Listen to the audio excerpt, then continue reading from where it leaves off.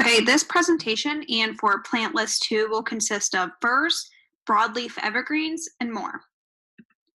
Okay, let's start with our genus, and that is Abies. The common name for Abies is fir. Abies can be identified as needle-leaved evergreen trees and shrubs, and the needles are soft and flat.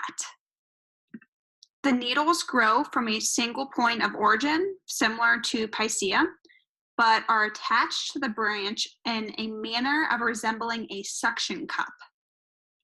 And unlike Picea, when the needles are removed, they do not leave behind a woody projection. A lot of species within this genus tend to have two white stripes on the bottom of each needle. This genus habit usually possesses wide lower branches and develops into more of a downturned shape. Their cones can range from purple, green, or blue before changing to a golden brown. The cones usually grow upwards like candle flames instead of hanging downwards like Picea and Pinus. The shape is very similar to spruces, but in firs, they have a little bit more room between their branches. Abies concolor, or white fir, the family is in the Pinaceae, just like how we had spruces and Pinus as well. Light preference, they prefer full sun, but they can also do away with partial sun, and they really like that moist to well-drained soils. The needles of Abies concolor are soft and flattened. They are usually pale blue to green tinted needles that are about 2.5 inches long. And that bluish green tint has a uniform coloration on both of the surfaces. The upper branches tend to grow upward, but the lower branches tend to recline. The cones resemble like a barrel almost. They're usually 3 to 6 inches long. They have a yellowish green coloration, and then while maturing, they turn to a brown or purple. And then again, you know that in the genus Abies, the cones are upright, and you can see this in both the photos that the cones appear upright on the branches. If you see this plant species in the wild, it could grow 80 to 130 feet tall, but in residential landscapes in the Midwest region, they typically grow from 40 to 70 feet tall with a spread of 20 to 30 feet. And the habit with this tree, it grows narrow conical with a straight trunk and spire-like crown branching to the base. The next species we have is Abies fraseri, or Fraser fir, still in the family Pinaceae, and then it prefers full to partial sunlight and moist, well-drained soils. The needles on Abies fraseri are flattened, shiny, and they have a dark green coloration. The needles are usually about 1 inch long and have a white band on the underside of the needles. The needles are very dense on the stems, and the stems also have a lot of resin on them, so it's very sticky. The seed cones could have a purple coloration, and then the bracts on these seeds or on the cones also protrude as well, as you can see in the right-hand photo. If you guys didn't know this already, Fraser fir is one of the most popular Christmas trees sold today. It has a narrow pyramidal shape and spire-like crown. Fraser fir typically grows 30 to 50 feet tall with a spread of 10 to 25 feet. And it's very similar to balsam fir. The main difference is Fraser fir has the bracts on the cones that are protruding, and balsam fir does not. Abies procera, or noble fir, is in the family Pinaceae and has a light preference of full to partial sun and a soil preference of moist to well-drained soil. Abies procera needles are 1 to 3.5 centimeters long, and then it has a blue-green coloration above, and below has very strong detailed stomatal bands, those white bands that we talked about. And the tip is blunt to notched. The cone measures 4.3 to 8.7 inches, and the seed cones are erect. You can see how they're going straight up. There are some purple scales on the cones, but a lot of times this is completely hidden by the long yellow-green bracts on this, but the cones usually ripen to a brown coloration at maturity. And when it ripens brown and it gets to maturity, it releases the winged seeds in fall. The tree grows to mature heights of 130 to 230 feet. And the bark on young trees are smooth and gray with those resin blisters. And this turns to a red-brown coloration as well. Now we're done with the Abies genus, and we're going to come back to the Andromeda genus. And we had Andromeda in plant list 1, so we're going to go through a couple now. So this one is Andromeda pollifolia, or bog rosemary. And bog rosemary is in the family of Ericaceae and has a light preference of full sun to partial sun and a soil preference of moist to well-drained soils. The leaves are simple to alternate, and they have a narrow to linear leaf shape. And the base and the tip are also tapered. And the tip also comes to a sharp point. The leaves are 1 to 2 inches long and 1/10 to 1/3 inch wide. And the edges on the leaf tend to tightly fold underneath. The upper surface of the leaf is dark bluish green, and the lower surface is more white and densely covered in fine hairs to have more of a pubescence. The flowers are about 1/4 inch and have 5 petals that are fused into a hanging bell.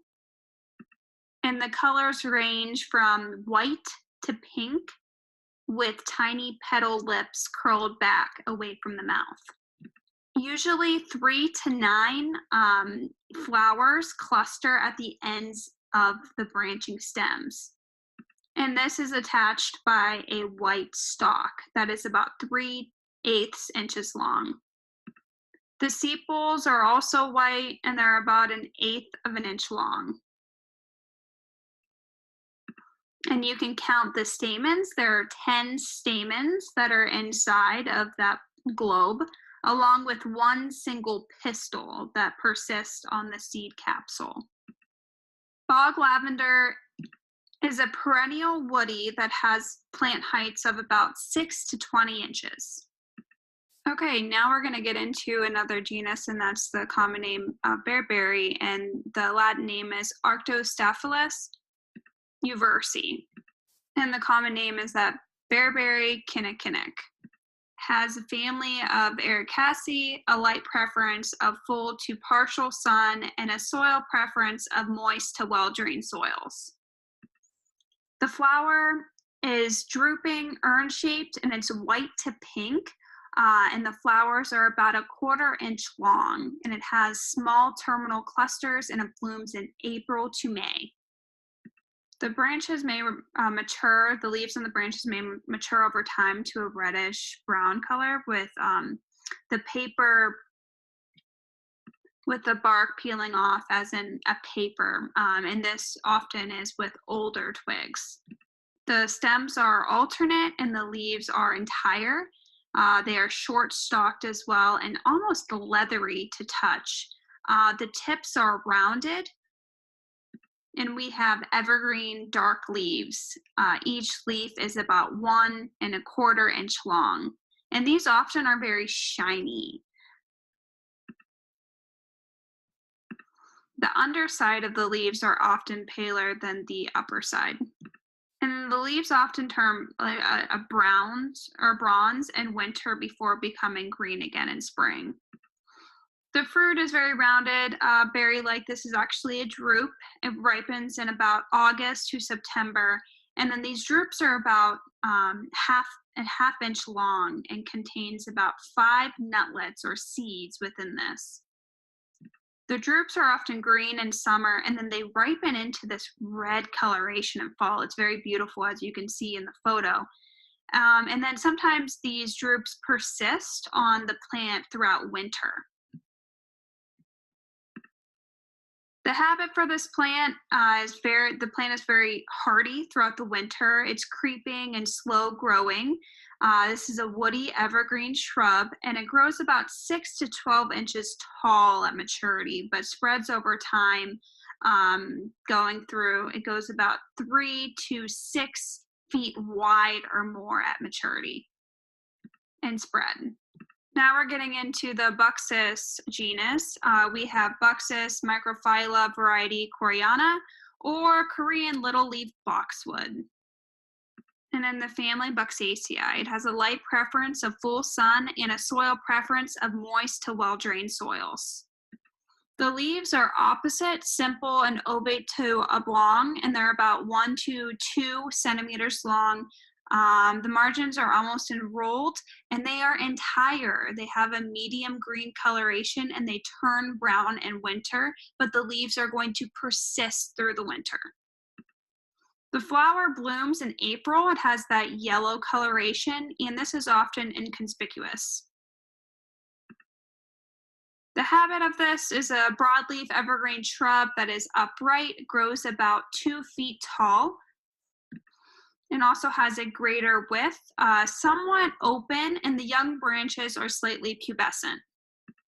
Now we have Buxus sempervirens, or common boxwood. It's still in the family Buxaceae. We have a light preference of full sun and a soil preference of moist, well-drained soils. The leaves are small, elliptic to oval to oblong leaves that are about 1/2 inch to 1½ inches long. The leaves are simple and opposite. They have a smooth margin and are also evergreen. The leaves are very dark, glossy green above on the upper surface, and on the lower surface, it's almost like a yellowish green.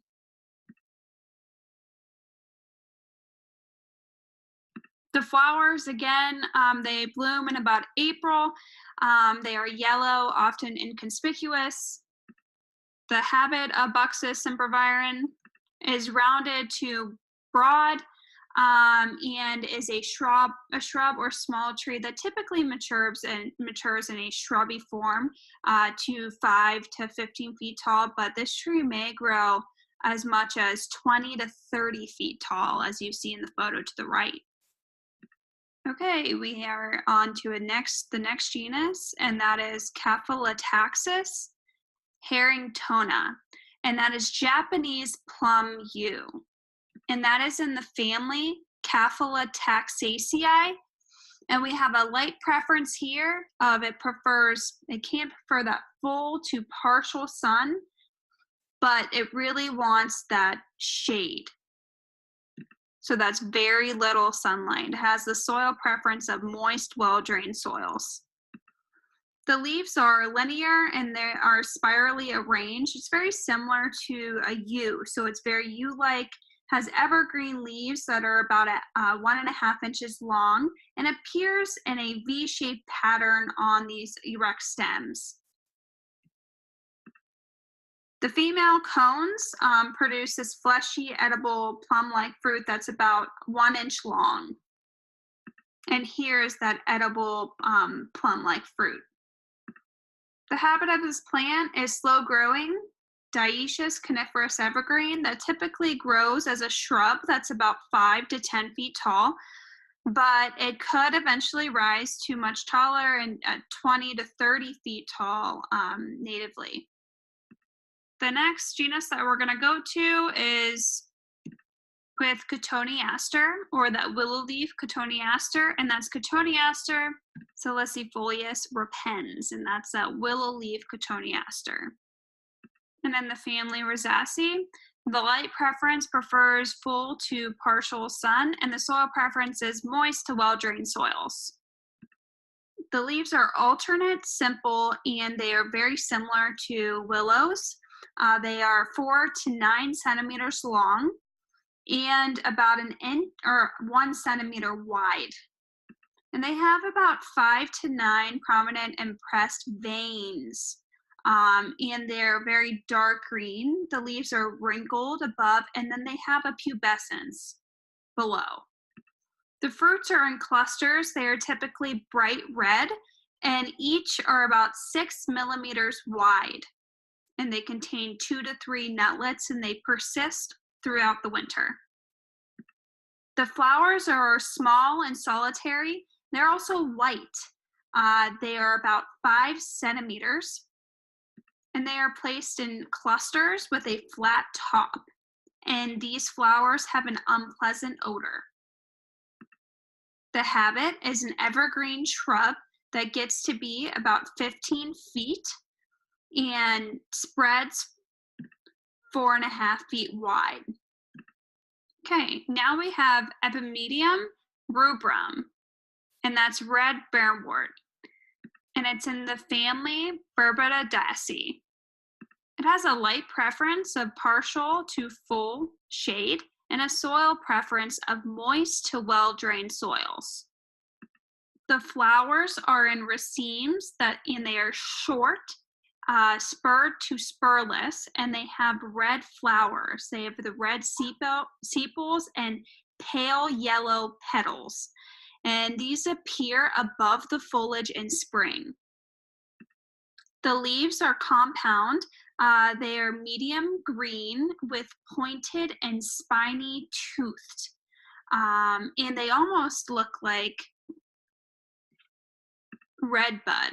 They are heart-shaped leaflets that are about 3 inches long. The new leaves in spring emerge with a red tinge, but it matures to a green and turns reddish in fall. This is a clump-forming perennial which typically grows 8 to 12 feet tall, and it's primarily used as a ground cover. Now we have Gaultheria procumbens macrocarpa, or wintergreen. And that's in the family Ericaceae with a light preference of partial sun to full shade and a soil preference of moist to well-drained soils. The flowers have a waxy coating and they're almost nodding and bell-shaped. They are white in color and they are 3/8 inches long. They usually bloom from the leaf axils in early summer, and that's June and July. And the berries are red, about 3/8 inches in diameter, and these persist throughout winter. The leaves have a leathery elliptic to oblong shape, and they are dark green. They're about 2 inches long, and this purple/reddish coloration is what you're going to see in fall. Wintergreen has been popular flavoring for chewing gum, candies, and toothpaste as well. So both the leaves and the fruit have that aroma and taste like wintergreen. The habit is creeping, woody, evergreen ground cover. The next species we have is Mahonia aquifolium, and that's Oregon grape holly. And that's in the family Berbedaceae, has a light preference of partial sun to full shade, and a soil preference of moist to well-drained soils. The flowers have a yellow coloration and they bloom in spring. And they also produce an edible blue-black berry that's produced in late summer. The flowers are about 2.5 inches long and they bloom on the terminals. And this is a raceme. And the flowers are mildly fragrant. Here are those edible blue-black berries that are produced early fall. And these, if you eat them straight from the plant, it often has a very sour taste, fresh from the plant. But this is used very good in jellies. These berries often resemble grapes, how they're in those clusters. The leaves are pinnately compound evergreen foliage. Each compound leaf is about 8 or 10 inches long, and they typically have 5 to 9 spiny, ovate to oblong leaflets on it that are about 3 inches long. Newly emerging leaves are often tinted red in spring, and they mature into a darker green coloration that's very glossy by summer. So these leaves are going into winter. The foliage acquires like a purplish hue in fall and a burgundy browns tones by winter time. And sometimes this is an effect from winter burn as well. The habit of this plant is suckering. It's an evergreen shrub with a spreading to upright habit that typically grows 3 to 6 feet tall and a 5-foot spread. Now we're going to get into cypress, and that's Microbiota decussata, and that's Siberian cypress. And that's in the family Cupressaceae. It has a light preference of full sun and a soil preference of moist, well-drained soils. The leaves are very feathery, soft textured, and scale-like, and they are infrequently have an awl-shaped. The foliage is arranged in flat, fan-like sprays, and it's very similar to an arborvitae foliage. So it has scales. The foliage is bright green in summer, changing to bronze purple in fall and winter. The fruit contains tiny spherical berry-like cones that are 1/4 inch in diameter and have woody-like scales. The habit consists of dwarf evergreen conifer that forms into a shrubby ground cover. It is 8 to 12 inches tall, and it has spreading stems that nod at the tips. This may spread up to 10 to 12 feet. And this may also resemble different habits of horizontal junipers as well. Now we have Cytopetus verticillata, and that's Japanese umbrella pine. And that's in the family Pinaceae. It has a light preference of full sun and a soil preference of moist to well-drained soils. The leaves it looks like an umbrella if you look at it, hence the name, but it has an umbrella-like whorls of needles that grow at the ends of the branchlets and branches. Each whorl contains 20 to 30 very soft, flattened, dark green needles that are about 5 inches long. The cones are oval to erect fruiting cones that are about 4 inches long, and it emerges green in the first year and then ripens to a more brown in the second year.